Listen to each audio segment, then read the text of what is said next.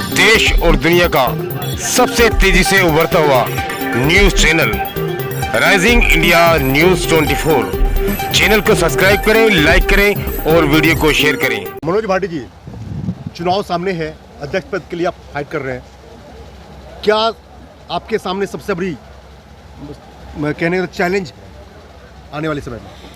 सबसे बड़ा चैलेंज है जो हमारे चैम्बरवीन अधिवक्ता साथी हैं, उनके चैम्बरों की प्रक्रिया को आगे बढ़ा के उसको पूरा करना, निष्पक्ष और पारदर्शी और बिना जाति और धर्म के चैम्बर आवंटन प्रक्रिया को संपन्न करना, और जो भी जितने भी चैम्बरवीन अधिवक्ता साथी हैं उनको समय से चैम्बर दिलवाना। 5 साल से लगभग हजारों अधिवक्ता ऐसे हैं जो बिना चैम्बर के काम कर रहे हैं। आप उम्मीद कर सकते हैं कि 1 साल में आप पूरा कर देंगे? मैंने बताया, अभी चैम्बरवीन अधिवक्ता साथियों की एक मीटिंग भी संपन्न हुई थी।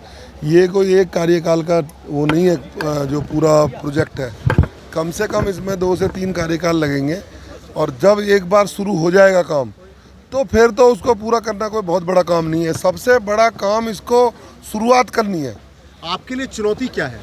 चुनौती इसमें कुछ ज़्यादा नहीं है। सभी अधिवक्ताओं, जो हमारे चैम्बरवीन अधिवक्ता साथियों का एक संगठन है जो इसको पूरी तरह से दिन रात काम करते हैं, उनके साथ ही कंधे से कंधा मिला के और उनकी सलाह पे ही जो भी अब तक लाए हैं, ईट समझो कि ईट पे ईट रख के आगे काम किया जाएगा, और इसको अविलंब पूरी ताकत के साथ कोशिश करूँगा कि इसको मेरे कार्यकाल में इसका जो है शुरुआत हो जाए। गौतम बुद्ध न्यायालय परिसर में भ्रष्टाचार भी एक समस्या बनी हुई है। गौतम बुद्ध ये भ्रष्टाचार तो अब हमारे भारतीय हैं, हमारे जो है ब्लड में समा गया है, क्योंकि सब लोग अपनी सुविधा के अनुसार घूस देते हैं। कोई घूस का तो ऐसा तो है नहीं कि भाई रेट लिख रहा है। अरे भाई थोड़ा पेशेंस रखो, आप अपने मजबूती के साथ अपनी बात करो तो नहीं दोगे आप अपनी, आपको उसका लाभ मिलता, तुरंत लाभ चाहिए। अरे जो प्रक्रिया है उसको आप करोगे तो वो आप उसी पूरी तरह से आप पेशेंस रखो, वेट का। आप खुद पैसा देने के लिए तैयार हो, बताओ कौन पैसे मांगेगा? आप पैसे देने के लिए तैयार हो तभी तो वो लेते हैं। आप पैसे मत दो उनको, और पैसे हम यदि मैं अध्यक्ष बनता हूं तो मेरे पिछले कार्यकाल में भी देखा कि सब लोग जो हैं अपने पूरे गेयर बदल लेते हैं, और अपने भ्रष्टाचार नाम की कोई चीज़ मैं छोड़ता नहीं हूँ। अधिवक्ताओं को समाज के बीच में बहुत बड़ा सम्मान है, उन सम्मान को आगे आप कैसे बनाए रखना चाहेंगे? क्योंकि जो समस्या आ रही है उसे कैसे लड़ पाएंगे? अधिवक्ता समाज जो है हमारा, ये सबसे ये लगा लो कि शिक्षित समाज है। सब पे 2-2, 3-3, 4-4 डिग्रियाँ होती हैं। सभी लोग जो हैं अच्छे घर के, अच्छे घराने के हैं। सभी लोग यहाँ आते हैं, अपनी जो वकालत करते हैं। एक वकील का समाज में अलग सम्मान है, ओहदा। उसको मैं अपने कार्यों से ये साबित करना चाहूँगा, कोशिश करूँगा कि अधिवक्ताओं का सम्मान आम जनता में भी पूरी तरह से बने, और हमारे अधिवक्ताओं की जो गरिमा है उसको मैं और आगे बढ़ाऊँ। महिला अधिवक्ता जो है उनके साथ भी कई तरह की समस्याएं हैं। महिला अधिवक्ताओं की जो समस्याएं हैं उनको उनके जो मैंने पूर्व के कार्यकाल में भी उनकी सलाह और उनके साथ मिलके उसको पूरा प्रयास किया था पुरजोर, और आगे भी उनके साथ मिलके उनसे बात करके जो भी उनकी समस्याएं हैं उनको ख़त्म करने का पूरा प्रयास करूँगा। हाइजेनिक व्यवस्था और साफ सफाई, ये दोनों भी एक समस्या आपके परिसर में? ये सबसे बड़ी समस्या है, क्योंकि यहाँ पे कई हजार लोग आते हैं, डेली आना जाना होता है। तो हम लोग सेल्फ डिसिप्लिन्ड हों सबसे पहले तो, कुछ खाया फेंक दिया, ये कर दिया।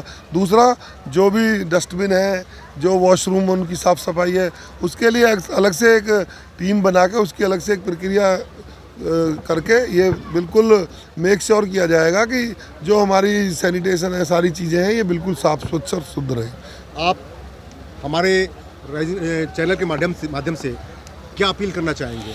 मैं आपके चैनल के माध्यम से अपील करना चाहूँगा कि जो हमारे अधिवक्ता साथी हैं, पिछले सालों से देख रहे हैं, सब कैंडिडेट चुनाव लड़ रहे हैं, उनको ये देखना है कि हमको अपने बीच का व्यक्ति चुनना है, या जो व्यक्ति यहाँ 4 दिन लंबी लंबी बातें करके और आके यहाँ बुरे वो करके, ना तो मैं प्राधिकरण की दलाली करने के लिए अध्यक्ष बन रहा, ना मैं कोई ज़मीन बचाने के लिए अध्यक्ष लड़ रहा।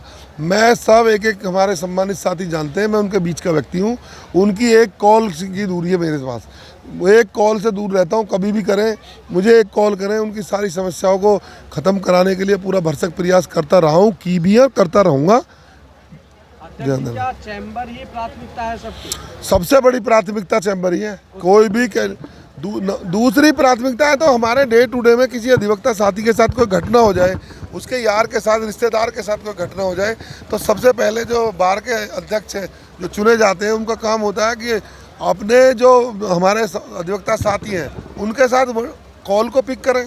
सबसे बड़ी समस्या तो पिछले 1 साल में यही रही है कि कॉल ही पिक नहीं हुई, और जो व्यक्ति कहीं हमारा अधिवक्ता साथी कहीं फंस गया और फंसा रह गया। सबसे ज़रूरी है आप काम कराएं ना कराएं कि कॉल पिक करके उसकी समस्या सुने तो क्या समस्या है। और फिर मेरा पूर्व का इतिहास रहा है, सारे अधिवक्ता साथी जानते हैं, कोई एक सिंगल आप घूम लो कोर्ट में, कोई नहीं मिलेगा कि मैंने मनोज भाटी को फ़ोन किया, मेरी कॉल पिक ना की और मेरी समस्या का समाधान नहीं कराया। यानी आप पहले से ही अधिवक्ताओं के साथ जुड़े हुए हैं, कदम से कदम मिला के चल रहे हैं। बिल्कुल, मुझे दलालों की, ब्रिज के प्रॉपर्टी डीलरों की, मुझे बहुत बड़े बड़े उनकी योद्धाओं की जरूरत नहीं होती। मेरा जितने भी अधिवक्ता नए कल के हैं और 50 साल के हैं, मेरा सबसे 1 to 1 कॉन्टैक्ट रहता है, सबसे मैं कनेक्ट हूँ, एक एक व्यक्ति से मैं कनेक्ट हूँ। मुझे हवाई नहीं हूँ और ना हवाई फायर करता हूँ। यहाँ पे पूर्व में भी 3 चुनाव लड़ा हूँ, 2 चुनाव जीता हूँ, और मेरे अधिवक्ता साथी ये जानते हैं भली बात ही कि कौन उनके काम आ सकता है। लंबी बातें करने से कोई बढ़िया आदमी नहीं बन जाते हैं। जो भी करोगे आप अधिवक्ताओं के बीच में करते हैं। एक एक व्यक्ति 2-2 3-3 डिग्री लिए बैठा, किसी को बताने की जरूरत नहीं है, वो स्वयं डिसाइड कर देते हैं कि कौन अच्छा है, कौन उनके लिए हितकारी है और कौन उनके काम कराएगा, कौन उनके बीच रहेगा। कि ये नहीं बन के यहाँ पे गाटर पटिया की मार्केट को लेंटर बनवाने के लिए उसको रहेगा, या कोई प्रॉपर्टी डीलिंग करने के लिए रहेगा, या कोई अधिवक्ताओं के जो काम करने के बजाय वो अपने प्राधिकरण से दलाली करेगा।